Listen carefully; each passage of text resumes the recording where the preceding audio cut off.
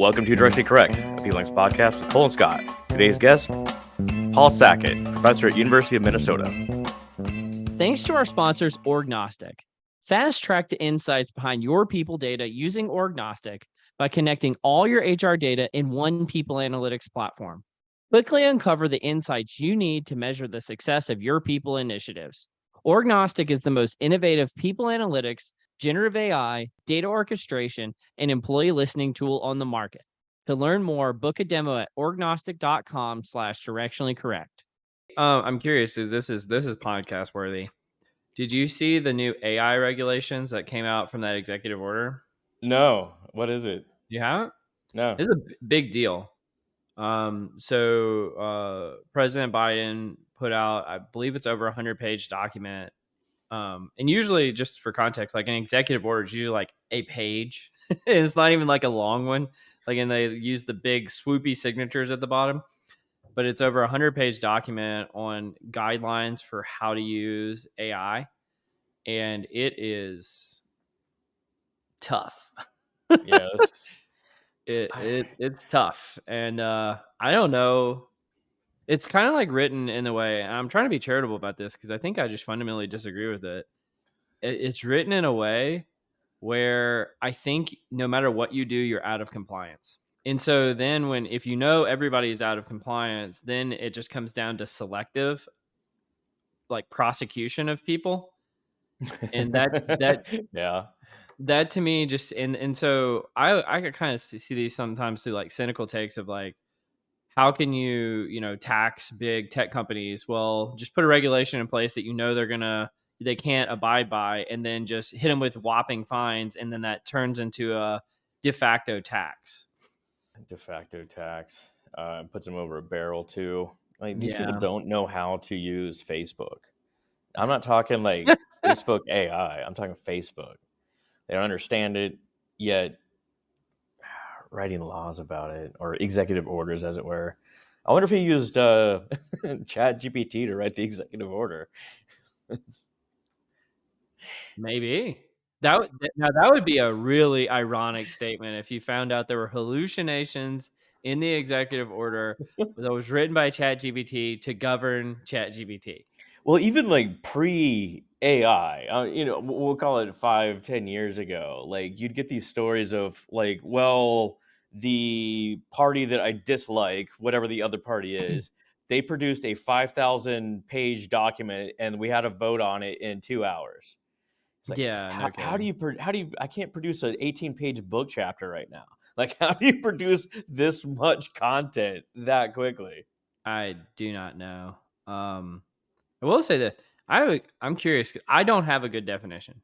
Do you have a good definition of what constitutes AI? Because it seems like it's just a catch-all phrase now. I mean, at its core, just automated decision making. I mean, and that's a lot of things, right? But what if it's not even making a decision? What if it's just generating things? I mean, I think that is in a decision itself.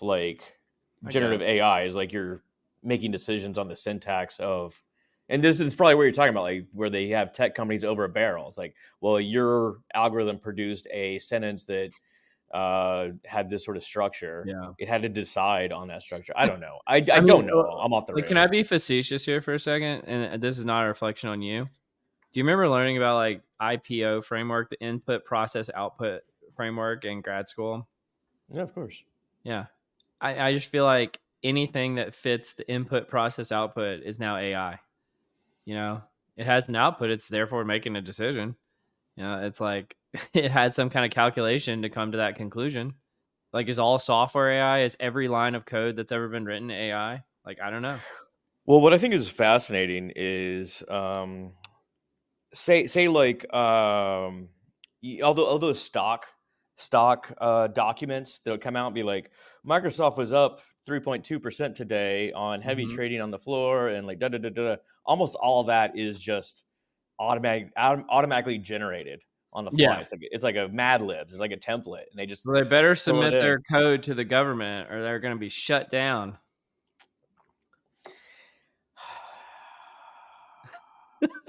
Man, that's just wild. I got invited to a gala last night, totally switching gears. Yeah. It was wild. It was like fancy dinner party, as you could imagine, like sitting around, like drinking wine and eating cocktails of people walking around handing shit out. So a gala, does that mean there was like violins playing and everybody was in a tuxedo, or what kind of gala is this? Yes, yeah, that's pretty good description. There was no one actually playing a violin or a cello in the corner, but there definitely could have been. I Yeah. mean, they had like the whole bit, and like there was various levels of dress. Some people in suits. I rocked like psyop nice for me. You know what I mean? IOP, nice for you. Full elbow pads and all. No elbow pads, but not even a suit jacket. I mean that's what psyop nice rises for me. Yeah, that's fine. Well, hey Paul, it's good to see you. Good morning. What's psyop like for you, Paul? I mean, like you're IO royalty. You must walk around like a king. Oh, indeed I do, of course. No, I mean, geez. I mean, SciOp's been a big part of my life forever and ever. It just goes back a long time. So it's great fun to watch the changes. I mean, I remember, being involved on their executive committee when we were deciding, would it make sense for us to have our own conference back in the day where, it was just APA Uh-huh. and we were Division 14 and they gave us 40 hours of programming time spread across 5 days. So you had 8 hours a day. So you could have one session at a time over those 5 days. So do you think anybody would come if we had our own meeting? And wow, first one, Chicago, which we're going back this year, which is sort of fun, back to the scene of the crime. And it's just blossomed. It's just amazing. So They say serial killers always go back to the scene of the crime. you got it. So yeah. Well, I mean, it must never get old having the graduate students fawn over you. I suspect that I don't know if this happens to you, but do people quote research that you did like 30 years ago back to you, expecting you to remember all the details of what you wrote? Absolutely. Absolutely. So they do that, but more often it's more a question about it, you Yeah. know, on page 47 of your 1986 paper, you said, and why did you do this? And why, I said that, it's very strange. It is odd. I mean, it is a weird thing. I think back to as a grad student going to my first conference, which was APA, and so a handful of us, here we're students and we're terrified. Here's all the big people, and you wander around. You're staring at everybody's name tag. You're trying to find, and recognize, and then you go, oh my God, that's Gary Latham. Yeah. Paul, go talk to him. No, Phil, you go talk to him. What am I going to say? I read your paper and I liked it. I mean, we thought we'd be really stupid. Do we dare approach people? And so yeah, so I don't know. With my students, I now sort of take a student in hand and approach a colleague, a friend, and say, hey, let me introduce my student so and so, and so give them that chance to say hi and say people are always happy that other people see their stuff and that they're known and recognized. But it is sort of weird. I mean, I get this odd thing at PSYOP of, oh, can I take a selfie with you kind of, and I'm going, it's this peculiar, When did that start? for 2 days a year, you're a sort of celebrity, as it were, which is odd. But I just smile and say, okay, I'm glad it's being read. Better to be that than to be ignored. So. I think we all need selfies at psyop this year, right? We got to all get together. Yeah, That would be fun. Do It it would like be a fun. directionally correct get together, take a bunch of selfies. That would be really fun. It's also reassuring to hear that like you were once a starstruck, young researcher, and now you've become that star that people seek out. Oh God, no. I mean, I think back with such fond memories of going to that first conference. We're students. There's no money. There's no travel support. Yeah. The conference. I'm at Ohio State, and so we're in Ohio, and the conference is in D.C. And we decide that we're going to get in a Volkswagen van and drive there.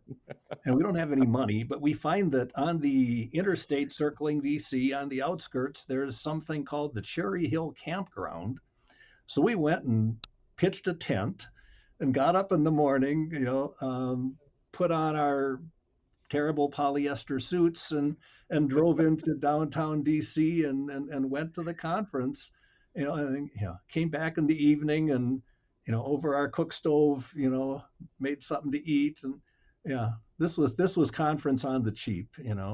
I think about the fact my university is blessed. We have a alum who made a donation to provide a travel fund to help students go to the conference. And I just think about, being able to say to each of them, here's your, I don't know what it is, $600, $800. I mean, a decent, cover an airfare and some hotel. And we hope that all our students will go every year. And I'm thinking back to, Cherry Hill Campground. Yeah. I love walking through the conference hotel and seeing like like a hotel room will open up and you see like clearly 8 students are sleeping in this room meant for 2 people. Absolutely. That's the best. I remember those days. Those were fun. I mean, it's a lot of like, I know doing it on the cheap is tough, but it's a whole lot of fun going as a grad student too. A wise man once said, there's 2 type of people that go to PSYOP, those who wear suits and those who don't. And the people that wear suits are either high rollers or low rollers. Which are you? Which are you? I was like, okay, I'm never going to wear a suit again. Oh my goodness. Yeah, I'm still a guy who sort of half dresses up for PSYOP. The ties were abandoned years ago, but I'm still a, blue blazer and a shirt, something like that. Yeah. I wonder if the pandemic's going to hasten like a more relaxed sort of style at PSYOP. I'm starting to see some jeans creep in. I think it's really there. It's such a big change. Well, the whole world's changed. Oh, yeah. There's still going to be some low rollers dressing to impress, though. It's always going to be there. Yeah. People need jobs after all, right? Exactly. Yep. That's not going away. Yeah. Do you have like a favorite memory or like a funny experience that happened over the years? I mean, a PSYOP related thing? Yeah, like. Oh yeah, sure. Here's one that comes to mind. This is really stupid. The story is sort of a weird and long setup, but it's a good story. So I'll tell it. When I was a student at Ohio State, we had a exam that we were all given at the end of the second year. That's sort of a how are you doing? Are you on track? Do you get to keep on going? And the faculty, I thought, were particularly mean and cruel. One part of the exam took the following format. Here's some names. Tell me the importance to the field of IO psychology of each of these people. And here's, name. And the faculty, just to mess with our heads, put in a non-existent person. They came up with the name Mitchell Frobinger. And so I'm reading this list of, here's all these famous psychologists. I'm carrying on, yes. Vroom's expectancy theory, Gary Latham's goal setting, and I hit Mitchell Frobinger, and I go, and of course I draw a blank. But anyway, so one, we thought that was mean, but then we dreamed up a history for Mitchell Frobinger. We said, there's a phenomenon that I think all of us exist. You're trying to write something scholarly and you make some pronouncement and you say, this needs a citation. I can't just say this. I have to point and say somebody said it. And so we decided whenever you're in that point of saying, I don't know what the citation would be, but it needs one, we said you're going to cite Frobinger. So you make up and put Mitchell Frobinger in. But anyway, so that was fun. And I, just to amuse myself for many, many years, I told my students that any paper they turned in to me had to include a made-up Frobinger citation. And in the reference section, they needed to actually, make up a, article title, this, that, and the other. Yeah, and I had one student who did it for his dissertation and forgot to remove it. So it's nice. all eternity. And it's really cool. So you look to the reference section, and here's Frobinger and Mitchell. I was wondering where the replication crisis started. Now we know where. Yeah. All these fake citations. Yeah. So he had a faculty member got his schedule confused and didn't show up for a dissertation proposal meeting. And so in honor of that fact, my student in the reference section, if you find Frobinger, MQ, with the article titled, Does Lee Know What Day It Is? Published in the Journal of Forgotten Appointments. Um, and I thought that was fun and clever, and it was a nice little dig at the faculty member. But anyway, that's enshrined forever. But then my students pulled one on me. They went to PSYOP. They had some connection with whoever was staffing the booth that made name tags, and they recruited a grad student from I don't know where, some other university. They had a name tag made reading Mitchell Frobinger, and they had this guy put it on, and Paul, look, we found the real Mitchell Frobinger. And so they pranked me good with that one. It was a Well, I mean, like obviously you kind of blew up the Schmidt and Hunter article recently in the past couple of years, but like yeah how do you feel about these sort of practices that organizations will do? It's like uh, an impossible task, a Mitchell Frobinger sort of task, where like they put candidates through a series of tasks that are impossible to. yeah. I'm not fond of that. I mean, I think well we can learn an awful lot of good stuff about people doing it the right way, and Yeah. all these I keep a collection of all these odd suggestions. When the interview's finished, escort the candidate out of the building, walk with them back to their car, and then look inside and see how neat and tidy their car is, and if there are Burger King wrappers and this, that, and the other all over the car, that tells you, cut it out. I mean, it's everyone's. Oh, here's my neat trick. The secret to, the secret to interviewing, the secret to this. So no, yeah. I mean, yeah. There's tons. If you could be an animal, which one would it be? All that silliness. Yeah. Was any of that in the revision of Schmidt and Hunter? Of course, no. Following people with the car validity coefficient. Yeah. So yeah, of course, there's no validity stuff for any of that. So. Well, where did that start? I mean, Schmidt and Hunter article since '98 has been one of the hallmarks of IO. Sure. How did you get on this path of replicating it or trying the new adjustments, etc.? Yeah. No, I mean, I'd been honest answer obsessing about it for years because there was stuff in it that just didn't seem right. Mm. I mean, I'm at a university, but I certainly more than keep my hand in the practice world. I have an active consulting practice, work with lots of people, and all of my practitioner colleagues and friends complain and say, how come we don't get numbers like the numbers in that review? And I've had lots of people say, what's wrong with me? Why am I, am I that feeble and infirm as an IO psychologist that I can't get the numbers that are there? And the thing that is factual, and I've been aware of it for a long time, and it was always a little complaint of mine. The famous Schmidt and Hunter table. I mean, they simply compiled other information. They said, we're going to pull the meta-analyses of everything under the sun and just put them in one place. So they're just gathering information that other people have done and just giving us a sort of a rank order table. But the correlations in that famous table are all, quote, corrected.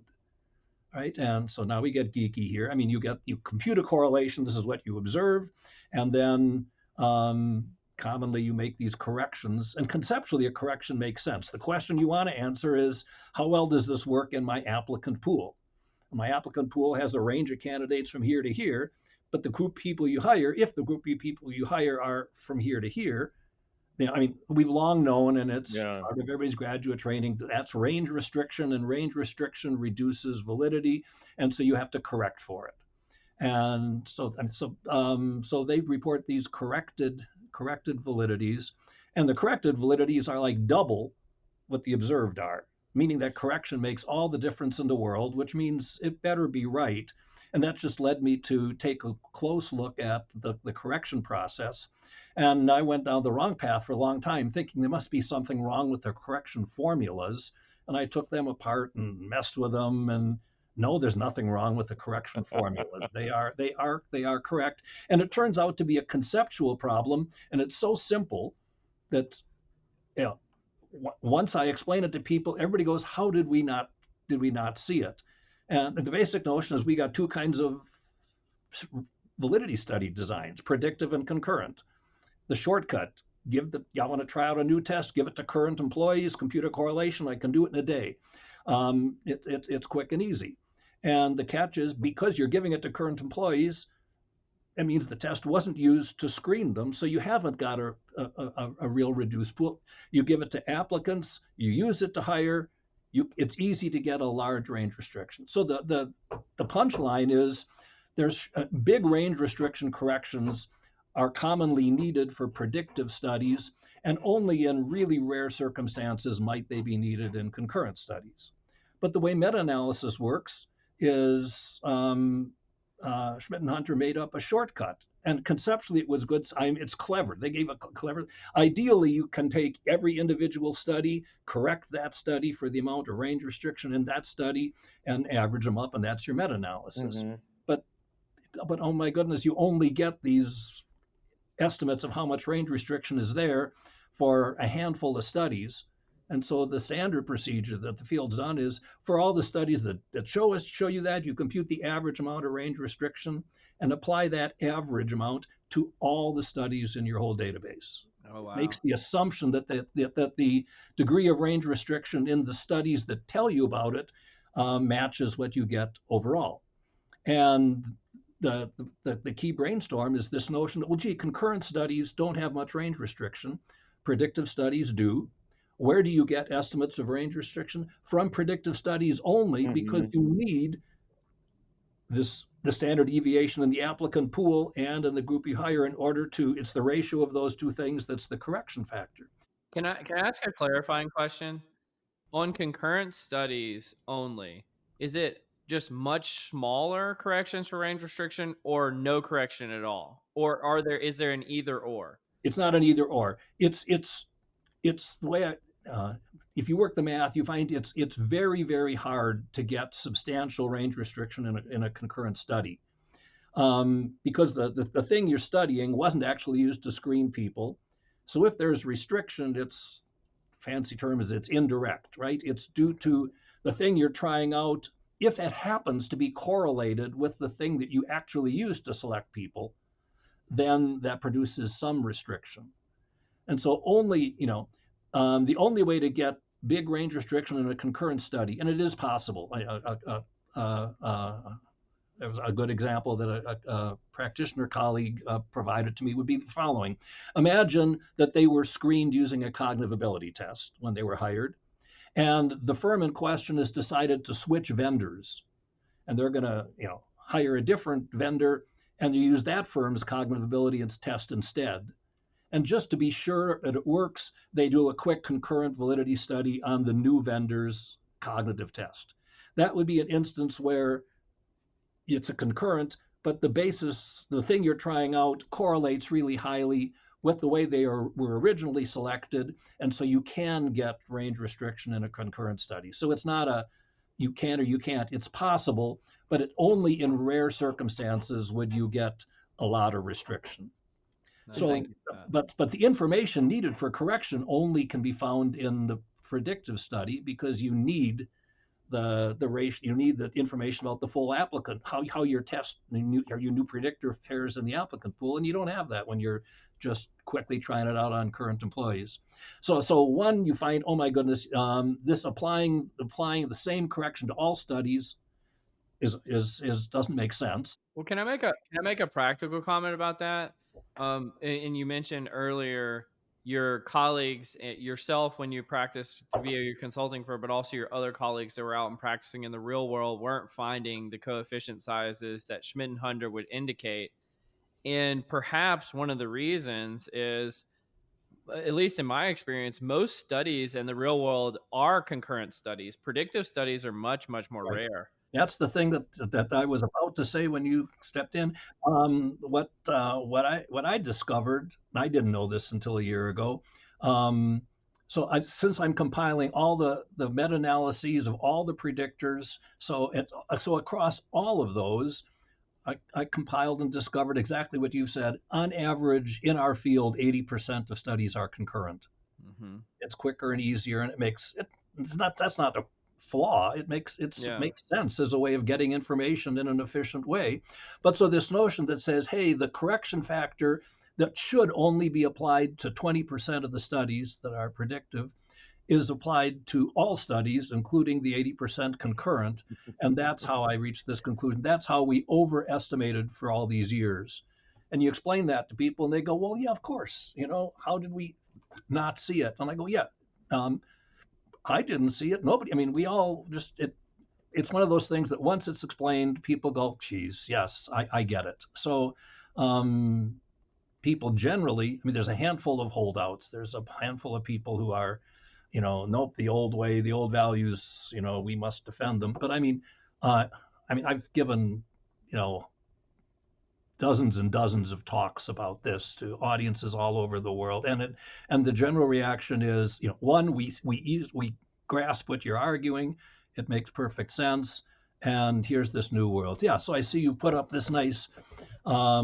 I apologize, I'm blanking on the name of the fellow who created this. I thought it was very nice, and I admire his work. So apologies for not being able. You remind me who. Absolutely. So this is a repost from AJ Thurston, who I believe is someone else. I think created Ludek actually created it, because I was going to cover this later on. Okay. But it's good that you pulled it up. I think it leads to a really just like basic question, which is, why did some of the coefficients go down and others go up? Okay. Right. So I mean, on average, so the basic message is, due to this thing we've just been talking about, on average, we've been overcorrecting for a long time. Mm-hmm. And so you would expect that many would go down, but the amount they go down just depends. I mean, how restricted were the samples, this, that, and the other. But what I did, my team, I mean, I put together it was a great working group. Well, I need to give them credit because they deserve it. I mean, my frequent collaborator, the Belgian psychologist Philip Levens, two former students of mine, Chris Berry at Indiana and Charlene Zhang at Amazon. So the four of us spent the COVID period trying to compile all of this, going back and revisiting all of the predictors and trying to sort of redo Schmidt and Hunter. But so there's two things we did. One, rethinking the correction factor, but second, since it's 25 years that have passed, in many cases there's lots of new data. So if there, here's an updated meta-analysis with twice as many studies. So the combination of reworking the corrections and looking at it all just leads to this. You'll see mostly up and mostly down. The one very vivid up that you'll see on the left, it starts as the very lowest, interests. And so our IO field has pretty much dismissed vocational interests as a predictor based on this. Oh, look at this. Perhaps we shouldn't have dismissed it. Right. And it turns out that the problem there, this is another conceptual problem. I mean, the value in Schmidt and Hunter is not Schmidt and Hunter's fault. They just pulled what's in the literature. But people were not thinking clearly about interests. It doesn't make any sense to say, take an interest model, reassec. Now, let's pick one. Let's take investigative interests. That's one of the 6 fields.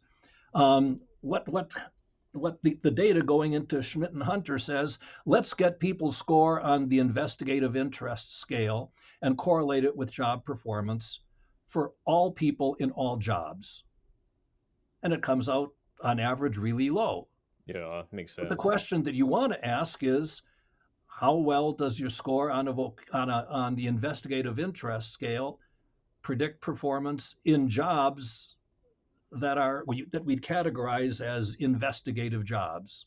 It's got to be this interest job match. So by just saying, do realistic interests correlate with performance across the board? No, they don't. They should only correlate with performance in realistic jobs. I think you could say the same thing about cognitive ability too. Like, it's one of the best measured constructs we have in IO psychology, and applies very broadly across the different aspects of our lives. But but when you measure more narrow sort of job interests or jobs in themselves, not necessarily as powerful of a predictor as say like structured interviews or job knowledge tests. Yeah. Yeah. So this just nicely, I mean, in our article, we've got it. I mean, it's in the format that we have to have for putting it in the scientific journal. First, here's all the numbers in a table, and we've got a graph that maybe you'll show later that I think is clever and interesting. But this is a very, very nice way to show it too. So you very vividly see. I mean, so one, on average, things go down, but it's sort of there's this restructuring of what rises to the top. The old message was cognitive ability is really high, and work samples work really well as well. So cognitive ability shows this big drop. Employment interviews emerge at the top of the heap. Well, Paul, can I do a quick PSA here because we actually have a pretty big contingent of folks that are not IO-psychologists that listen to this podcast. Yeah. I want to tee up why this is important. For IO-psychologists, the Schmidt and Hunter 1998 article might be one of the most cited research articles we ever had. And it kind of told us the state of the science on what it takes to select candidates effectively. And one of the top areas that consistently came around was cognitive ability. Yeah. And so there's been this ongoing debate for a really long time about like the diversity validity trade-off and what's going on there. And come to find out via your, I would actually call it a series of research, even though the biggest article is the one that's being shared on the screen right now, is perhaps a lot of the things that we knew as like solid science have actually are decreased a lot. And then things like interests actually matter more than we thought they might. And that's like a bombshell for our field. Like it's a huge deal that had been 30 years in the making. And so getting somebody like you on here to talk about it kind of in plain English is super helpful for our field. But I do want to dig in, and I know Scott kind of talked about this briefly about cognitive ability. I always saw, and I would love for you to correct me if this is the wrong way of thinking about it.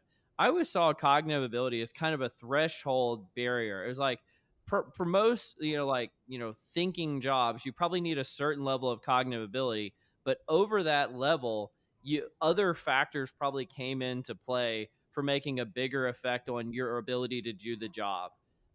Would you say that the corrections that you made validate something like that, invalidate it, or am I just off in left field? No, I mean, I understand. I mean, what you say is a common belief, and I will strongly assert that that common belief is incorrect. Okay. And I've got good data on it, and that's published. Sure.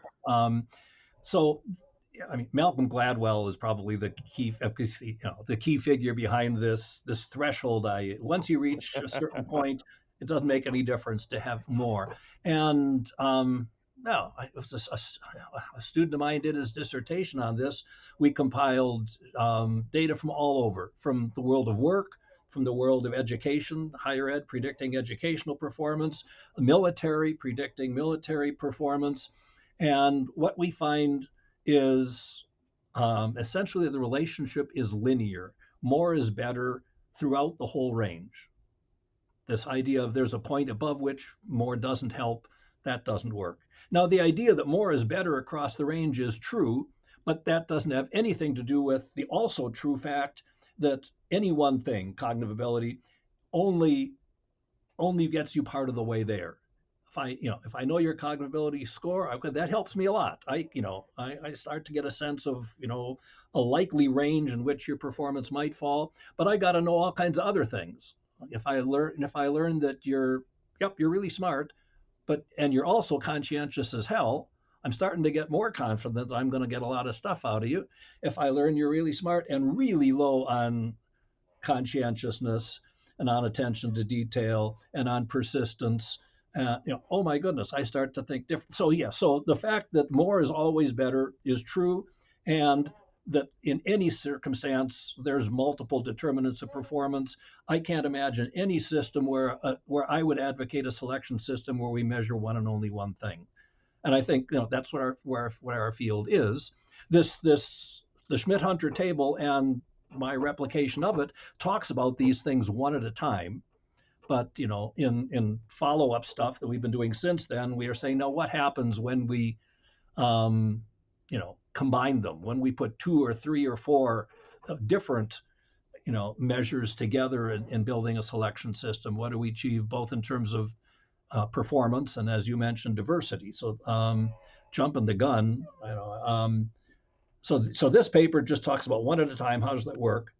And there's 2 follow-up papers that I think are, how do I say it, as incendiary or game. Yeah, I just saw it. Here we go. New insights into the validity diversity dilemma. So here's a paper. It's still floating around in the review process. I was desperately hoping that it would be, that I could say to you today, yeah, it's in. But yeah, last week the editor says I still want to see some more tweaks, so we'll tweak it a little more, but we'll get there. But it's on its way. I'm confident it'll get there. So in our field, oh dear. I think something's missing here. Oh well, but there's a well-known piece in our literature, and it's Bob Cohen Roth put it together, which is they oh here we go. There's the part of this thing. So they had 6 predictors, and so these are 6 widely used things in our field, and they picked those only because you need a lot of information, you need validity for each one, and you need the intercorrelations among all of them. And if you know that, you can do some fancy math and say what level of validity would you get and what level of, let's call it, adverse impact would you get if you use different combinations. What if I used cognitive ability and conscientiousness together? What if I added a third, add situational judgment to those? So these are the Pareto optimal sort of selection measures. Yeah, right? we get into that. And I think so that's sort of the setup. We updated all those values based on the new way of thinking that I've just been talking about. And here's a punchline that I think is, to me, truly spectacular. With the old values, if you built a composite that didn't have cognitive ability in it, you lost 10 to 20 validity points. With the new updated values, composites with and without cognitive ability on average are equal. This whole notion of, we said, the issue was, Schmidt and Hunter said, gee, cognitive ability should be the centerpiece of all selection systems because of its special status. And at the same time, cognitive ability at the time we believed was the best predictor we've got. And at the same time, it has the more adverse impact than anything else we've been able to design. So we've got one thing we want and one thing we don't want. And that's why we always talked about this validity diversity dilemma. People, oh my goodness, I need to use this because I want good performance, but I don't like the impact consequence. And we've spent decades trying out different ideas for how can we work around that problem. What if I give less weight to cognitive ability than the data say it deserves in order to help with diversity? And we formalized that with this Pareto optimality stuff, which I don't think we're going to talk about today. That's very, very geeky. But the message really is, with these new values, what we saw as how do we do it? How do we get good validity without giving high weight to this high impact predictor of ability? No, you can get good prediction without using predictors that will bring in a lot of adverse impact. So this one, like I say, this is still in the review process. I've been on the circuit, preaching this to every audience I can get. It was just at PsyOps. We just had the LEC, that leading edge consortium, was about assessing. Yeah, we talked to Charles Handler while he was there. Okay. But anyway, so I talked about this work here, and just look at this. It's this thing we thought was an unsolvable dilemma for decades is just sort of going to go away. So I think that's nice. You can get as geeky as you want, really. I mean, we're here for it. Can I tell a random story really quick? Sure. It's somewhat related. You mentioned the Bobco Roth classic matrix. And when I left graduate school and I moved to Raleigh, my cousin introduced me to a few people he knew in Raleigh. And I got together with them, and one of their last names was Bobco. And I was like, oh, I used to cite this Bobco and Roth matrix. and it was like, oh, that's my dad. That's it, right. I was gonna say that was, yeah, And yeah, then there was another famer that was Bobco and Bobco. He's like, "Oh, I've actually published in your field." exactly. Given this guy's like a physicist or something, like he's not even a social scientist, Yeah, and he's published in one of our top journals. I was like, "Oh my god, I've known who you were for right, years." right, exactly. It Yeah. was So very yeah, strange. You mentioned Robringer, right? Frobinger. But anyway, so so as I said, the second paper we've just been talking about, this notion of, hey, this validity diversity trade-off isn't as imposing as we thought it was. And then the third, and this one, Is that one of the ones you sent me as well? yeah. The third talks about, I mean, as you rightly note, cognitive ability. I mean, we've had this speech about, hey, it's the, here we go, show that, look at this. So I list all the authors here. This is from the SciAp LEC slide deck. Since it's a bunch of my grad students and I need to let them get their names, up here. So none of this Sackett et Gotta get al. those Nonsense. professor jobs. They all get that. But anyway, as we're updating Schmidt and Hunter, I say, you know what? Everything the field believes we know about cognitive ability comes from the data is more than 50 years old. I don't mean on average. I mean the single most recent study in our cognitive ability database is 50 years old. The average age is 75 years. We are relying on really, really old data. And I said, that can't be right. And so I said, well, we really should. I mean, even though we say it's an answered question and we already know the answer. So we said, let's just take a look, as you see here, 21st century data. So we all went to work and hunted up and managed to find 153 new validity samples, which I thought was pretty cool. And it's the published literature. And we tried sending it to a journal. The journal said, this is interesting, but, I wonder if you'd get something different. Do consultants get different answers? Are they more skilled at getting, a lot of the academic stuff might be students doing dissertations. Maybe they're novices. So we went back out and I reached out to everybody in SciOp who said they had an interest in personnel selection in the SciOp directory. So so we got all these. We got 153 studies, and the next page probably is a punchline. I think I sent you 2 slides. Oh, yeah. Okay. Okay. So if you on the left side, you see observed. Schmidt Hunter said the observed validity is 25. My update, yep, I agree, it's 25. And then to the right of that is what happens with the 21st century data. No, the observed is down even lower than that. It's 16. Which will gulp. And so then on the right side, we say, what happens if you do these range restriction corrections? And first you see the Schmidt-Hunter, which is where they wrongly applied the correction to the 80% concurrent studies that got 51. Next to that is, I say, if you use the 50-year-old data, but don't do the miscorrection, you get 31. And then on the gray to the right of that says 21st century data, it's even less than that. So we're now in the low 20s. Why would that be? I mean, that doesn't really make sense to me. There's 2 reasons. It doesn't make sense. And I went into this saying, I didn't know what we'd find. I mean, some people say, hey, jobs are getting more cognitively complex, the new information world. And if that's true, cognitivity becomes more important and we should see higher validity.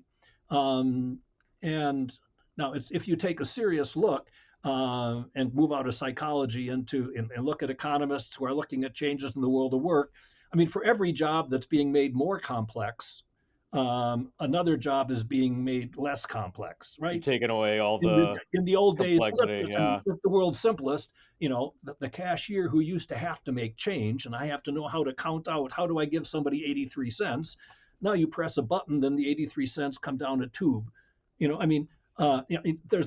done a lot of, so it's a mix of up, down, and the same. So there doesn't seem to be per se a net change in the cognitive demands of jobs. But what's more telling is the big change in the world of work, and we all know, as we all say it, it's top of all of our lists, is work used to be done largely individualized. It's now It's now Yeah. teamwork. So Networked, interpersonal yeah. skills and teamwork are important. So if I ask how are you doing? Tell me about your job performance. The way we define job performance today is different than we did Yeah. 50 years ago. It's so basically the performance, I say the pie has gotten larger. We've added this interpersonal and teamwork piece. And so cognitive ability, which still works to me the same way it used to, it'll predict your performance on the technical parts of the job just as well today as it did 50 years ago. Nothing's gone wrong with our tests. But because we've added all this other stuff, it's predicting a smaller piece of this bigger pie. Does that make sense? Oh, Yeah, well, can absolutely. I So can I that's repeat it back to you in a sure, way that sure. just makes sense to me, and you tell me if this is incorrect. It seems like over the last 50 years, I say like IO psychology and the methods that we use are actually having a much more difficult, not much more, but a more difficult time predicting at the levels we used to be able to predict. But it's not because our methods necessarily got worse. It's that the criterion measures of what it means to be good at your work have more variance within them, and probably the criterion problem is as great as it ever was, Right. and that could be the reason for why. Is that a fair assessment? That's very fair. That's good. So it's just, yeah, there's more stuff that goes into job performance. There's more things that can make you a good performer, more things that can derail you, you know? Are we still talking about like averaging over low and high skill jobs though? I Yeah, mean, like yeah, yeah, McDonald's cashier is far different than a exactly. VP at Yeah. some tech And I company. have to say, in this work that we've just, I mean, it'll show up in JAP online next week or something like that. Probably by the time this episode is out, it may Oh, be okay. live. In the past, people have found higher validity for more complex jobs and lower validity for less. So that's a standard finding. And I have to scratch my head and say, we don't get that in these 21st century data. I get for, the same level of validity for cognitively complex and less complex. So I don't know what to make of that. And there's a second reason why validity is lower. One, performance is broader with interpersonal and teamwork. And the second, and I find this one really interesting, applicant pools are narrowing. What does that mean? It means that the range of ability in the people who apply to a given job is narrower now than it used to be. People are Interesting. getting better at self-selecting into So it's like jobs a that make sense for sociological them. phenomena that's going on. Absolutely. Yeah. Because if you think of, I mean, if validity, it's sort of range restriction, not imposed by the organization, but imposed by people have information. I mean, think back 50 years ago. I want a job. How do I find out about that job? Well, there's no easy way to find out, unless I talk to my buddy about the job he's got. And now, you know, you can go online and get all kinds of information. It's, yeah, this makes sense. I should apply for this one. No, this one doesn't make sense for me. I mean, we do all this. I mean, let's be simple. Let's look at our own profession. What does PSYOP do? PSYOP conveniently publishes a nice little table about every graduate program saying Yeah. this is the average level of grade and GRE. So there's information to people for them to say, oh my goodness, it looks like I'm in the range for these 10 schools, and it looks like maybe some of these are out of reach. And the usual language, I may take a shot at a couple, stretch schools. But yeah, so we have information, and it lets people self-select into what, things that they believe they've got a chance at succeeding at, or believe, that this is the kind of job that makes sense for me. So a narrowing of skill would result in a lowering of validity. Nothing wrong with the test, no change. It's just the question we're asking is, for candidates within this range, how well does it differentiate? The broader the range, the better it'll differentiate. The more self-selection, the less it'll differentiate. Interesting. I'd heard research out there about like the sorting in society that's going along socioeconomic status lines. Like, Hmm. people of high socioeconomic status are more likely to marry people of high socioeconomic status, and that's creating stratifications more and more in society. It's interesting that actually is impacting our selection techniques over in the IO psychology realm. That's Yeah, fascinating. yeah, yeah. So So that's new. I wasn't aware of this stuff, and it's I'll give a shout out to the Minnesota grad, a fellow by the name of Piers Steele on the faculty at University of Calgary, who's been producing these interesting findings on the narrowing of ability. So it's interesting. Cool. Y'all want to move on to the nerdery? Do a couple of articles real quick. Sure. I thought you had a cool new segment for us, Scott. I was excited. You want to do the cool new segment? I would rather do the cool new segment than the nerdery, to be honest with you. Okay. The Confusion Matrix. Well, I don't know what your cool new segment is, so you're taking me by surprise here, but that's okay. So, Paul, you're going to be the guinea pig here. Like this may fail wildly, but Hey, it may. Don't embarrass me. Ever. I'm embarrassed myself. That's So I found a website that had really just crazy research that's been published, and I was like, okay, we can make a game out of this. So I have one real study and two fake studies. Oh, fun. And both of your tasks are to identify the real study in this list, okay? I like it. Y'all ready for this? Is this the first time you've done this? Yeah, never heard of this. This is great. Okay, study one comes from the University of Idaho in the Journal of Experimental Physics. It's called Spuds in Space, an analysis of the aerodynamic properties of potatoes. Spuds in Space. Study two is from the University of Amsterdam Animal Behavior Journal, Feline Frequencies, Cats' Responses to Different Musical Genres. Okay, so cats' responses to different musical genres.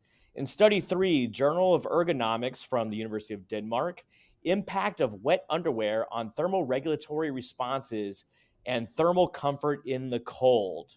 So the impact of wet underwear on thermoregulatory responses. I have no idea. So once again, potatoes, cats, Right? or underwear. They're all absurd, which are so absurd that means they must be real. You know, you got to guess, Paul. You got to. Yeah. Okay. Let's see. So one is real. Well, wet underwear has got to be the real one. Okay. Why do you think that? It's just the oddest. That's the oddest. I'm just using the least plausible must be the real answer, right? Isn't that how you're supposed to guess on multiple choice quizzes? You know. Would it change your opinion if I said that cats prefer classical music over rock? Oh my goodness. Well, that's disappointing. I have two cats, and they are forced to listen to rock all the time. So, what kind of rock are we talking about? You know, I don't know. It doesn't go into that. It doesn't go into you. What do you think? I'm in Paul's cats. What kind of rock are they having to listen to? Oh gosh. No, I'm an indie rock guy. Ooh. I started life as a musician. I played in bands through college, and it's way before your time, but I had in the era I was PSYOP president in 1993 or something like that. And in that era, there was this notion you gave your presidential address, but there was supposed to be a 5-minute piece of it where you did something talking about your personal life to, I don't know, appease the crowd. Exactly. And so I decided that, well, hell, I need to write and perform a song for the occasion. So, God. I'm the only guy to sing his presidential address. I still remember. So this was fun. There was a fellow, Bill Macy, became the PSYOP president, but Bill was the PSYOP chair at the time. And the day I called up, I said, Bill, I need something for my presidential address. And he says, what is it? I said, I need a grand piano and a microphone. And he said, oh, okay. And I later said, you didn't bat an eye? And he said, well, I didn't want to pry. So anyway, So it sounds like it was like Elton John's Candle in the Wind or something like that. Very like that. Very like that. It's one of those where I'm sitting here saying, there's only two possibilities. This is going to be the most this is going to fall so flat, and it's going to be the stupidest thing I've ever done. Or, and I mean, this was the big standing ovation. It was fun. Of course. It was a big hit. So a lot of fun. I will get to the actual reveal in a moment, but I will say my very first PSYOP, my very first session that I went to was an Ignite session. The very first presenter rapped her Ignite speech, and it's been downhill since then, right? Never seen that ever again. Yeah. Peaked early. Oh, my goodness. Okay, Cole, what do you think? I was going to go with number 2 just because I thought it was weird. I don't know. I don't have any reason why I chose it. Okay, let's see. Here, I will present the actual one. All right, hold on. Let me put it on the screen. Oh, there you go. Hey, Is the underwear. yes. Oh my.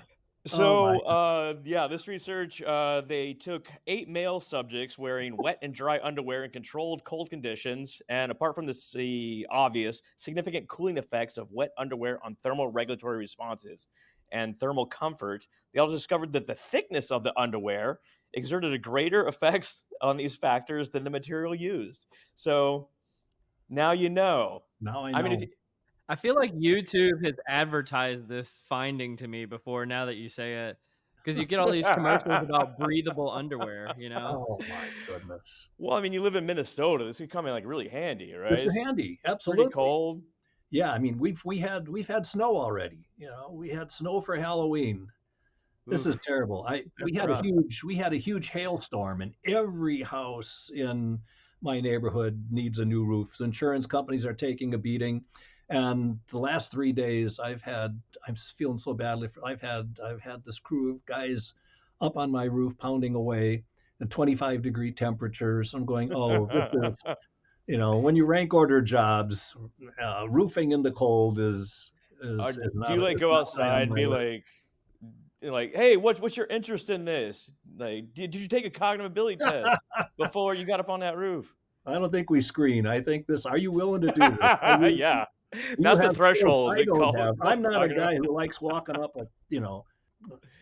I don't have good balance on climbing a roof. I'm just Yeah. no. Somebody else can do that. Yeah. What's a good indie band? Like, what would you recommend out there? Oh, well, they're long gone, but okay. For the last 2 decades, Guided by Voices are at the top of my list. Number one, I think it's one of the best band names I've ever heard, just Oh in yeah. terms of cool names. Guided by Voices. Um, yeah, I like them. Okay. Well, do you want to do an abbreviated nerdery, Scott? Yeah, let's do a quick one. The nerdery. Do you want the open science one first? Yeah, I'll set this up. Okay. So this is a commentary by Paul Spector. You interact with Paul Spector? Yeah, a good amount. He gets lots of my mail. I get lots of his. Of course. We're sort of people of the same vintage and people who just sort of get confused. Yeah, a pretty well-known guy named Paul with a last name that starts with S. So yeah. He has a really good open source assessment thing on his webpage. So you can go find a variety of different like measures out there. But Right. his commentary is titled "Is Open Science Rewarding A While Hoping for B?" So they say that open science focuses on the individual and not the overall system, i.e., you got to pre-register your experiments and this sort of thing. But people are still pressured to publish in like A-list journals and get significant findings, not only significant findings, but make a novel contribution to the field. And because of this, like, of course, people are going to try to game the systems. And in a nutshell, he essentially says that to really get these results, you need to aim at the universities and the journal practices to actually rid the field of these sort of like fraudulent or risky sort of behaviors. Kind of an interesting perspective. Like overall, open science sounds like a good deal, but I think he's right. You're not getting at the root cause of what's going on here. Yeah, this was in the PSYOP journal, right? So this was he was responding to the Rick Guzzo, Ben Schneider piece. So that whole set of exchanges is very interesting. It's all very good and thoughtful work.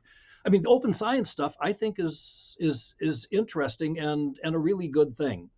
It's really changing what I do, and I'm sort of slow to adopt. I won't call myself a leader in it, but this notion of I'm finally getting around to, oh my goodness, this idea of pre-registering. So these days with my students, okay, we announce in advance every variable we're going to use, every analysis we're going to do, and that sort of keeps you on the straight and narrow.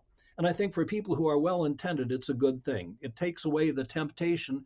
Oh, I didn't get what I wanted. I'll pretend that wasn't the dependent variable I wanted, and I'll Yeah. switch my focus to something else. You can, yeah. I mean, this doesn't keep you from doing it, but at least you have to say, I acknowledge that I didn't get what I intended. This is exploratory in a new direction. And I'm fine with exploratory stuff, and my complaint is that it's also well the earlier paper, the Guzzo and Schneider talks about this pressure that everything's got to be theory driven rather than, oh my goodness, what on earth is wrong with saying I have a big interesting data set from a really interesting setting, and as I explore it, here's some phenomena that seem really interesting. Let's talk about them, and hopefully others pick up on that. So I'm fed up with this theory must come first model. But so yeah, so the open science stuff is great. It makes you be thoughtful about what you want to do, what matters.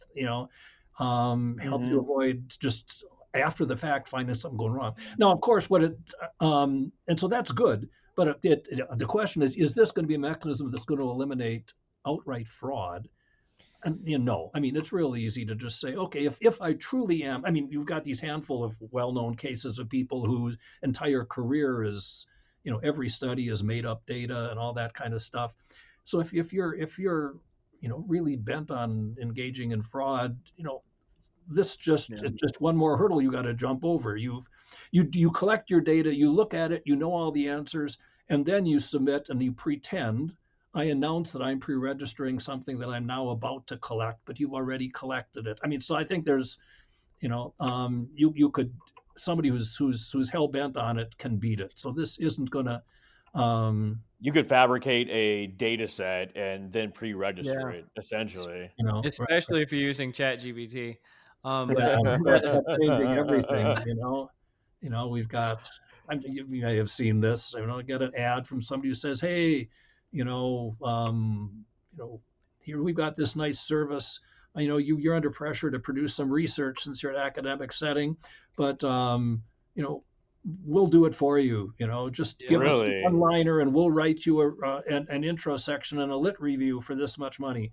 Give us a data set and boom, we'll push the button and then we'll give you a results section. Boom, we'll give you a discussion section. Your study's done in a day. And I don't know how we're going to detect. How would we know if this is real or if this isn't? How would I know that somebody's data set? I think it goes back to something you were saying, Paul, and I wanted to reinforce the point about starting with theory and then looking for data. I mean, I think there's a lot of goodness in that, but a lot of the theories that I've come up with myself in my career just came from situations where I had a lot of data at my disposal. I was able to search through it using kind of inductive reasoning methods and coming up with, oh my goodness, this isn't what I would have suspected.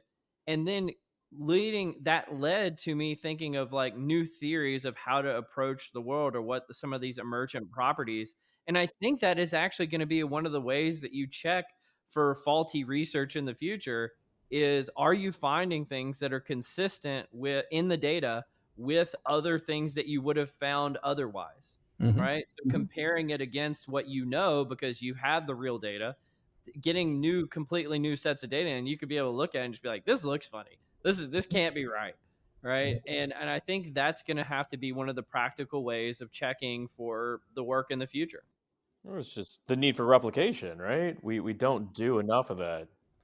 But I think you're absolutely right. I mean, I learned so much from I just stumble into something, not I start with a theory. The one thing that I'm sort of known for is a program of work on distinguishing between typical and maximum performance. I don't know if that. Yeah, we cited that before on the pod. Okay, but I mean, so where does that come from? It was a pure consulting project. I'm working in the supermarket industry with the national trade organization, the Food Marketing Institute, who said, "Hey, we want a selection battery to predict who's going to be speed and accuracy and doing checkout work." And I'm working with a couple other people, Shelley Zedek at Berkeley and his former student Larry Fogley. So we're doing all this stuff, and the criterion was. Well, we ended up saying, "Oh my goodness, this was in the era where some stores were scanners were new. Lots of supermarkets were still an old cash register. You're punching in each one. So some are punching into old cash registers. Some have scanners, and we were trying to figure out, well, what's a way of, getting a measure that can be used commonly, and we realized, with the scanner you can get what now we call long-term typical performance. People don't even know, but it's recording, the Yeah. speed with which you scan every item you scan day in, day out for months. And for places that didn't have that, to get a speed measure, we created 6 baskets full of groceries where we knew what was in them and how much that should add up to. And we sat there with a stopwatch and timed them, and how fast can you do it and get it right. And so sitting there, how well you do for a limited period of time, you're being paid overtime to stay late and do this little research task. And so we didn't start with the theory, but it emerged. Oh my goodness, look, the things that we're getting in the study are one that we could think of, and we made up the name. We called it maximum performance, and the other one we made up the name and called it typical performance. And it's been cited a billion times, and there's a whole literature on this. And it just emerged out of, oh look, so for comparison, when we said let's give our 6 shopping carts also to all the people who have the scanners, so we can see how it compares.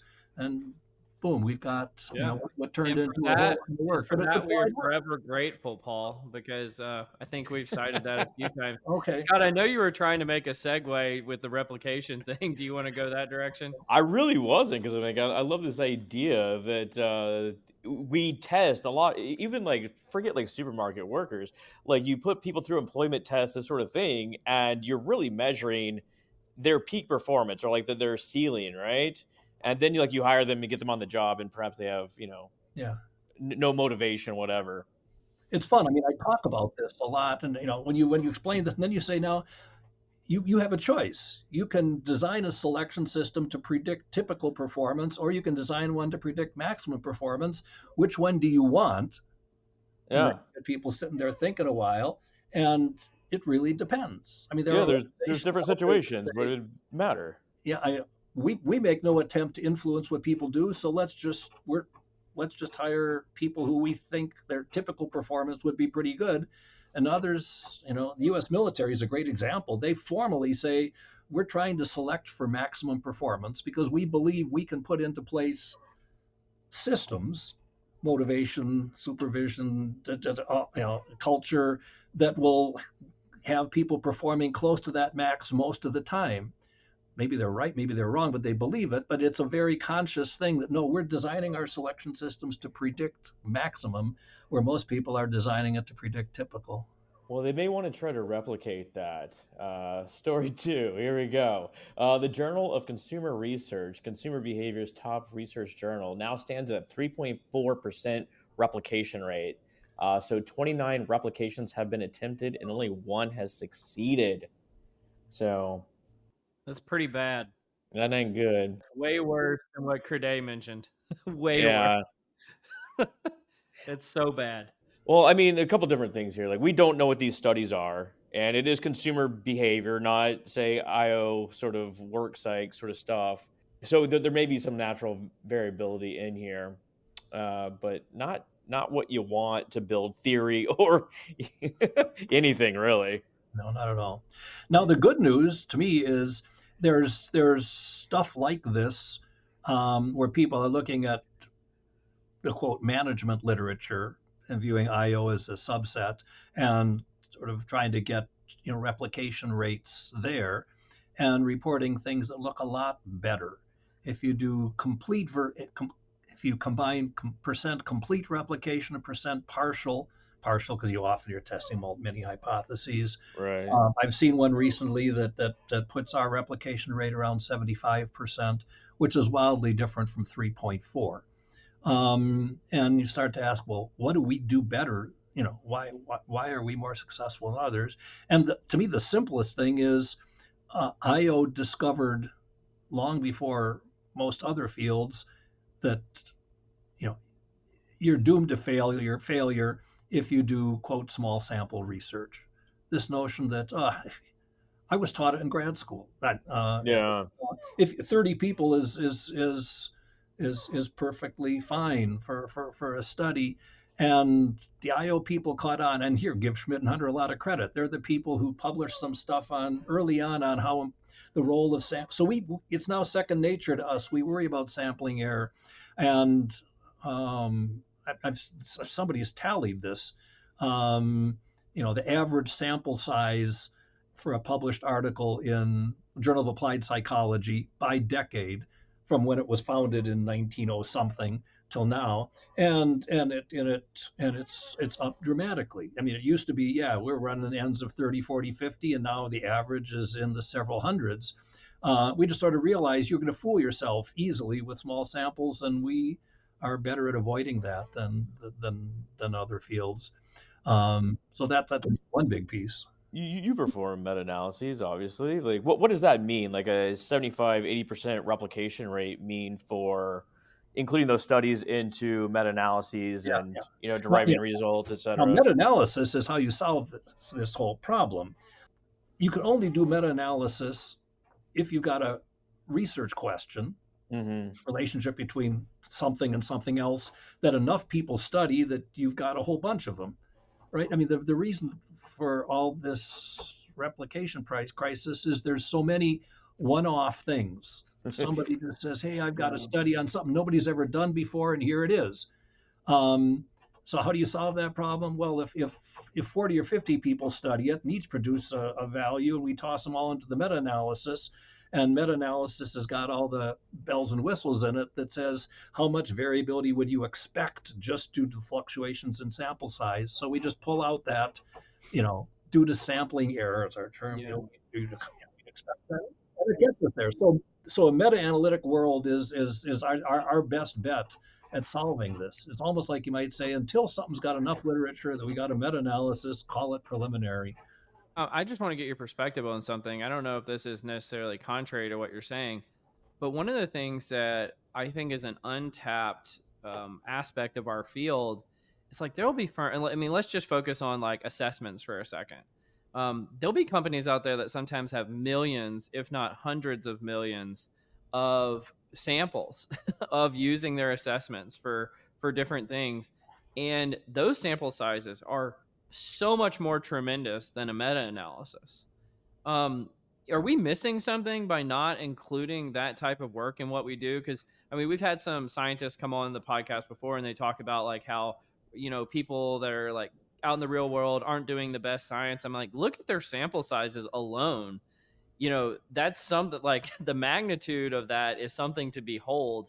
And I mean, are we missing something there? Yeah, I mean, and this is something the IO field has wrung its hand and agonized. I mean, there's all these settings where wonderful, really large scale data is collected. And the question is, it's not exploited to the as well as it could be for the benefit of the field. One, what if somebody says it's proprietary, nobody else can see it? Well, of course, it doesn't go into the meta-analysis under those circumstances.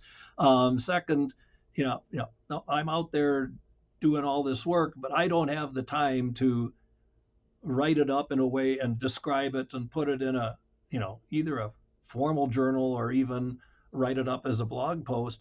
I mean, so there's so much good info out there that there's all this. How do we find mechanisms to, can we pair up people out there with access to data but no time to do stuff with it Yeah. with other folks who say, yeah, I mean, I'm in a job where I've got plenty of research projects. I'm not shopping for them myself right now, but I mean, but conceptually, where somebody says, yeah, sure, I'll, let's try to do something together and for the benefit of what we know collectively as a field. But yeah, you're absolutely right. There's a lots of, the single study that's bigger than, my 21st century cognitivity meta-analysis is 153 studies totaling 40,000 people. That's good, but Yeah. so here's somebody running a single large selection system where they're screening 100,000 people a year, and you go, well, wow, if Yeah, I remember seeing a conference presentation from I won't say the company, but I mean it's a very very large organization, and they said that using their assessment strategy, and again, this wasn't a vendor selling something. This was just an internal practitioner.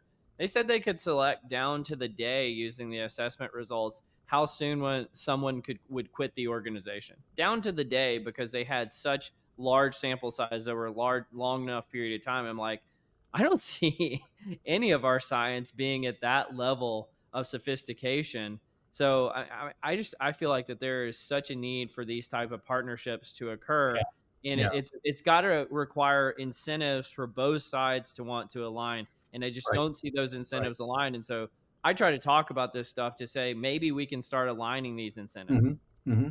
Nice. Yeah. I'm on board with all that. Mic Well, drop. Nice. and we're done. We're done. Well, do you mind if I give a quick plug for something really quick? Just because I think it's related to what we've been talking about today. And I think he's a friend of yours, Paul. But I mentioned it a few weeks ago with Jackson Roach that Fred Oswald has a new Substack that's come out, and he's written a series on the Schmidt and Hunter article. This is part 1, but his Substack's called Working Things Out. So I wanted to give him a plug here because he goes into very sophisticated detail on a lot of the math behind this, that I think if somebody is wanting to dig further into our discussion today and you want to know more about the math, I would say check this out. But I think Fred's doing amazing work. But it's been amazing having you on today, Paul. I've been looking forward to this ever since I saw your research come out, and then the IOP commentary that came out afterwards, and then your presentation to the SciAp LEC. So I'm just glad that we got to have this discussion today. Scott, any parting words for Paul before we let you go? You're the man, the myth, the legend. How messy is your car? I think we need to know this. Hey. As clean as can be, for whatever it's worth. I'm a clean car guy. Yeah. And tip to everybody out there. One. So yeah. Who knows? And I will also endorse, Fred Oswald is a Minnesota grad. He worked with me when he was a grad student. Does amazing work. He and I have been arguing about the stuff in that blog. So we've been going back and forth on about his math, but it's fun to see Fred doing that. We'll have a debate. Let's do it. Guy and doing very, very, very interesting things. So sorry, I didn't realize. Well, I mean, with how clean your car is, Paul, you definitely are going to be exhibiting some maximal performance. So we appreciate you joining us today. But you've been listening to Directionally Correct, People Analytics podcast with Colin Scott, and today's guest, Paul Sackett. Thank you, Paul. Great. Thank you. All opinions are our own and do not reflect those of any other organization. You've been listening to Directionally Correct, a People Analytics podcast with Colin Scott.